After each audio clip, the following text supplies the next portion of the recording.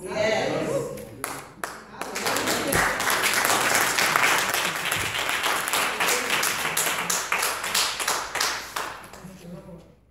The scriptures have already been read for you this evening, but I will touch on one verse from each scripture. From Isaiah 43, verse 18, forget the former things, do not dwell on the past. And from Revelations 21, verse 1, then I saw a new heaven and a new earth. For the first heaven and the first earth have passed away, and there was no longer any sea. But I will read verse 5. He who was seated on the throne said, I am making everything new. Then he said, write this down, for these words are true, trustworthy, and true. Let us pray. Father, we come to you this evening to give you thanks. To give you thanks for bringing us through. And as the message goes forth this evening, Lord God, I ask that the message be heard from ear to ear, heart to heart, pew to pew, Lord God. And that this message will carry us through into another year. In your name I pray. Amen. Amen. The topic for this evening is, He'll make all things new.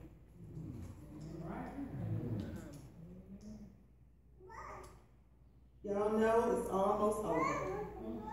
2018. There was a lot to see and witness these past 365 days. This year will be a year to be remembered by many. And on this final night, we can see where the Lord has brought us from, what He has brought us through, and where He is going to take us. This year alone, we've witnessed the passing of many greats. A lot of greats exchanged time for eternity, from the likes of Winnie Mandela to the first African-American football player in the NFL, Wally Triplett, Marvel Comics mastermind Stan Lee, Burt Reynolds, former President George Bush and his wife Barbara, Senator John McCain, and the irreplaceable Queen of Soul, Aretha Franklin. And most recently, we lost Laverne and Shirley's own Penny Marshall and the beautiful jazzy singer Nancy Wilson. Locally, Durham lost an icon of Irvin Hester, the first black male anchorman in the southeastern part of the United States. And in our very own church, we lost a sweet spirit, Miss Regina Buchanan. Yes. The list goes on, and these names will not be forgotten. One thing that we can also say in 2018 is that there was devastation from the East Coast to the West Coast, and several states in between. From witnessing hurricane destructions of Michael and Florence, and from forest fires and mudslides in California, and people being killed by senseless acts of violence, even those being murdered worshiping in a synagogue in Pennsylvania. It has truly been a year of tragedies and diminished hope, but not a loss of faith. Yes. In an interview in October, a resident in California who lost everything to the forest fire stated, I'm alive and I'll get through this. And in September, watching my hometown on several different media outlets, and a lady being interviewed who I actually knew, and she said, I'm alive, I'll get through this. Just the mere fact alone of these two individuals saying I'm alive brought tears to my eyes, because they chose not to dwell on the past or what was, but they chose to focus on the future and being a light so someone else who needed to hear, I'll get through this. But one thing I can say is that they both thank God for being alive. And that's something that we take for granted on a daily basis. Whether this moment for you of 2018 was rough or not, you got through it. Amen. You are a survivor, you are here, and you're alive. Amen. If you made it this far, just wait to see what 2019 will have in store for you.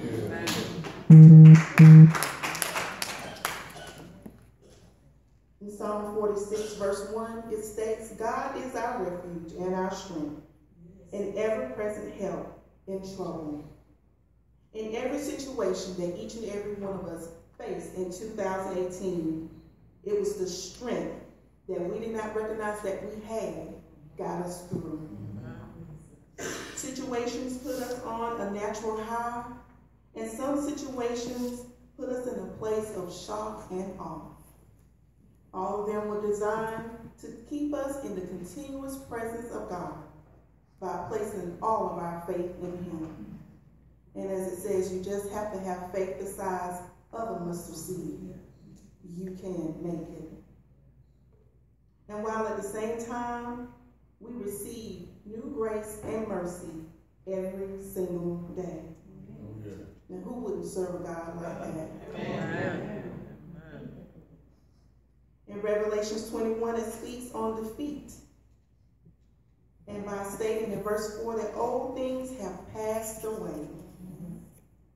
This represents defeat and downfalls that we've all had to experience in life. From sickness, health, loss of loved ones, not knowing how the bills were going to be paid. And as Renee stated earlier, my roof needed repair. As Lisa stated earlier, my mama was in the hospital. My own mother was also in the hospital this year. But we made it. Amen. Our loved ones made it. We're all sitting here today because we made it. Yes. Some felt lost this year, but God guided you. Some were wounded by their spirit this year, but God healed you. Some felt despair and chaos this year, but God comforted you. Some even felt silent tears flowing down their face, and God counted every last one of those tears. He didn't let go of you. God never said that weapons would not form against you, but He said they would not prosper. And that's something that we need to remember. Weapons of denial, disappointment, disapproval consumed some of us. But in 2019, those weapons will be replaced with the newness of life through the answers and prayers that have been prayed. Revelations 21 speaks on defeat, but it also speaks on the biblical promises, saying it's a new heaven and a new earth. Verse 5 reminds us that He'll make all things new. The future, as is presented in Revelation, has a realistic outcome, offering a word of hope. See, everything in Revelations isn't bad, but if you dig deep, you'll see the hope that it gives. It also says, yet the prophets and the author of Revelation bring hope into the present and affirming that the God who has created all things is the same God who brings all things to completion. I am confident that in knowing that we serve a God who focuses on doing a new thing in each and every one of us, every day of every year. And we can start over at any time, not just January the 1st. There's a few points to bring out this evening, and I'll keep them simple. But the first point I want to make everyone realize is that you finished strong in 2018. You didn't realize your own strength. You didn't recognize your own strength. And that you are truly a conqueror. You finished strong because your faith is in God. You finished strong because you knew there had to be another way, and for that no to be turned into a yes. You simply finished strong because you are a child of God. The second point I'll leave with you is that he didn't let go of you, and you didn't let go of him. Some of you this evening are caregivers, and being a caregiver can really tear on your heart. And some of you this evening are dealing with deadlines from jobs, demands from family and friends, and even demands you've placed on yourself. You all could have easily said, you know what, God, you can have all this. But God said, I got you. If you just trust me, if you keep your mind stayed on me, I got you. The third point for this evening is that you survived the storms. You survived the storms of 2018 and even before 2018. You are a survivor.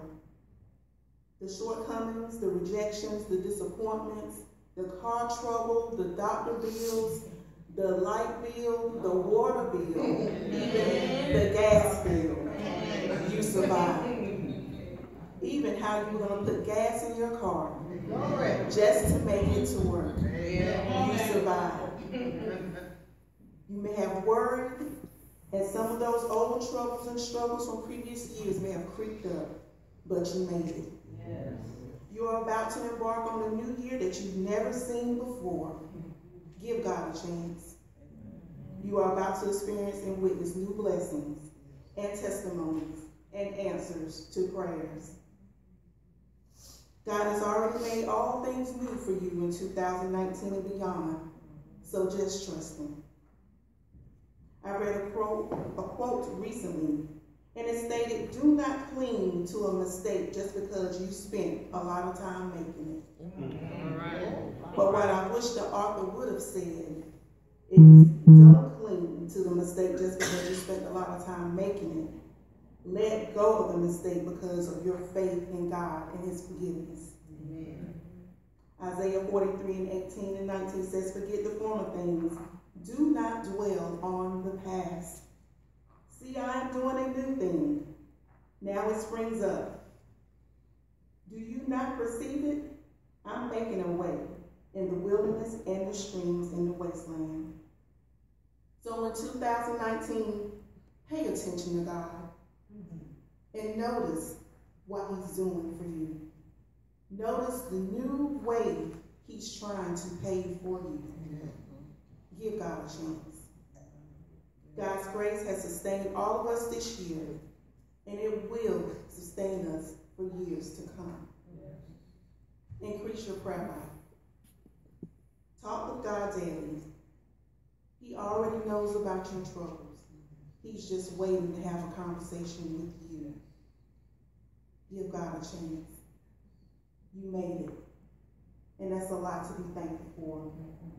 Because just around the corner from me yesterday after church, there was someone who did not make it. And they chose to end it because they didn't make it. And none of us sitting in here went down that road. I have friends this year who lost everything they own. And they don't even have a door to put their key into to turn to open and walk in. They made it. If they can make it, we can make it too. The cares of the world are heavy, but we just need to turn them over to God. He'll make a way, and he will make all things new. To God be glory. Amen. Amen.